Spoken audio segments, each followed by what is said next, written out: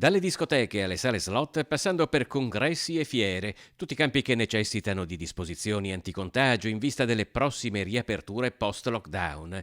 Le nuove schede uscite dal gruppo tecnico formato da 5 regioni coordinate dal Veneto, recepite dalla Conferenza delle Regioni, dovrebbero anche trovare spazio nel prossimo DPCM.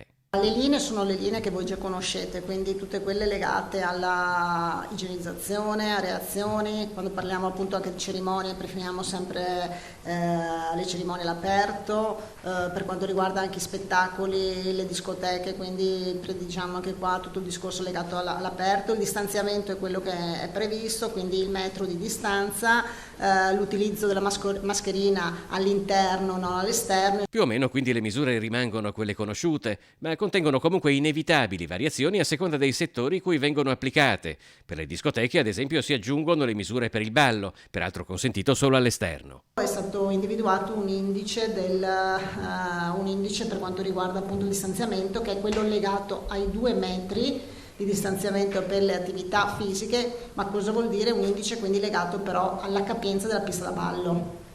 Come per le piscine, insomma, per citarvi, insomma, nelle piscine sapete che c'era l'indice dei 4 metri oppure dei 7 metri per quanto riguarda le piscine termali, la stessa cosa per le piste da ballo. La capienza della pista viene quindi calcolata conteggiando uno spazio di 2 metri a persona. Altro capitolo riguarda la cerimonia dei matrimoni. Abbiamo previsto il discorso legato alla ristorazione, in cui abbiamo previsto quindi i tavoli con il distanziamento che già conoscete, il discorso di prediligere, essendoci persone, quindi assembramenti di più persone, locali all'aperto. Particolarmente attese infine le disposizioni per la riapertura delle fiere, dove l'accesso sarà ricalcolato in base alla capienza degli spazi per ridurre l'affollamento e assicurare il distanziamento interpersonale.